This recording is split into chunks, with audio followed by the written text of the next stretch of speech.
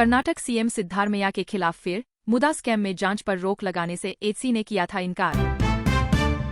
BJP को मिली MCD standing committee की 18वीं seat, आपके बहिष्कार के बीच 115 वोटों से जीते सुंदर सिंह। मुरादाबाद में ट्रैक्टर के नीचे दबने से युवक की मौत के बाद जमकर बवाल हुआ। गुस्साए ग्रामीणों ने पुलिस पर हमला कर दिया और दौड़ा-दौड़ाकर पत्थर डंडे मारे। बिहार के जयनगर से दिल्ली जा रही स्वतंत्रता सेनानी एक्सप्रेस पर समस्तीपुर में एक शख्स ने पथराव कर दिया। पथराव में एक एसी बोगी का पूरा शीशा टूट गया। बीजेपी को मिली एमसीडी स्टैंडिंग कमेटी की 18वीं सीट, आपके बहिष्कार के बीच 115 वोटों से जीते सुंदर सिंह। उत्तर प्रदेश की योगी सरकार ने फैसला किया कि रेहड़ी पटरी और सड़क किनारे की दुकानों में दुकानदार का नाम स्पष्ट लिखा होना चाहिए।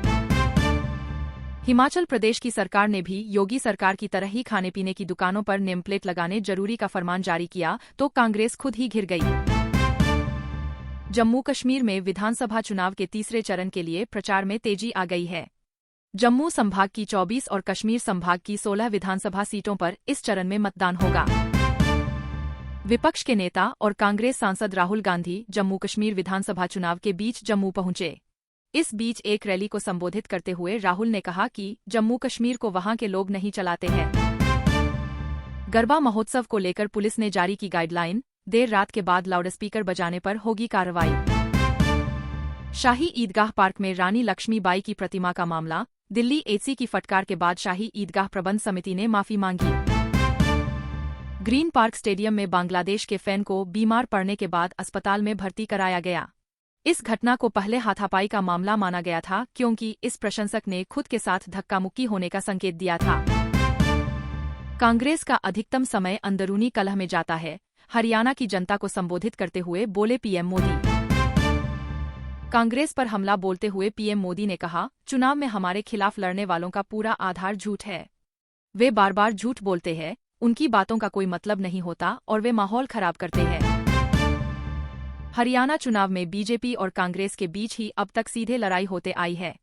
दोनों पार्टियां मुख्य तौर पर ओबीसी, अन्य पिछड़ा वर्ग और जाट वोट बैंक को साधने के लिए जोर लगा रही है। उज्जैन, भारी बारिश के बीच महाकाल मंदिर के पास दीवार गिरी, 2 लोगों की मौत।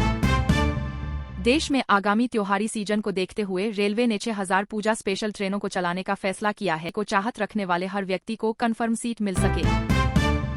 बीजेपी को मिली एमसीडी स्टैंडिंग कमेटी की 18वीं सीट, आपके बहिष्कार के बीच 115 वोटों से जीते सुंदर सिंह। दिल्ली नगर निगम में एमसीडी स्टैंडिंग कमेटी चुनाव की आखिरी सीट पर बीजेपी शानदार जीत दर्ज की है। बीजेपी पार्षद सुंदर सिंह को 115 वोट मिले। कांग्रेस में शैलजा के अपमान से हरियाणा चुनाव में बीजेपी को फायदा, दलितों की भी होगी वापसी। अयोध्या में राम मंदिर के दूसरे फ्लोर के काम में तेजी से बढ़ोतरी हो रही है। साथ ही परकोटे का काम भी पूरा किया जा रहा है। बता दें कि राम जन्मभूमि ट्रस्ट ने इस साल दिसंबर के अंत तक या जनवरी में मकर संक्रांति तक मंदिर निर्माण पूरा करने का लक्ष्य रखा है।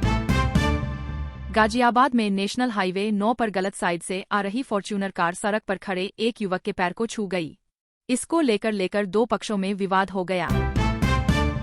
उत्तर प्रदेश में एनकाउंटर में ढेर किए गए बदमाशों की जाति को लेकर राजनीति तेज हो गई है। समाजवादी पार्टी लगातार सवाल उठा रही है। एनकाउंटर करने में पक्षपात का आरोप लगा रही है। खास जाति के लोगों को निशाना बनाने का दावा कर रही है। बिहार के जल संसाधन विभाग ने बाढ़ के खतरे को लेकर हाई अलर्ट जारी किया है। विभाग के अनुसार कोसी और गंडक नदियों के जल अधिग्रहण क्षेत्र में हो रही भारी बारिश को लेकर अलर्ट जारी किया है। बीजेपी नेता राजीव बब्बर की वकील सोनिया माथुर ने याचिका पर सुनवाई की अचानक सूचना मिलने पर जवाब दाखिल करने के लिए समय मांगा। बीजेपी को मिली एमसीडी स्टैंडिंग कमेटी की 18वीं सीट, आपके बहिष्कार के बीच 115 वोटों से जीते सुंदर सिंह।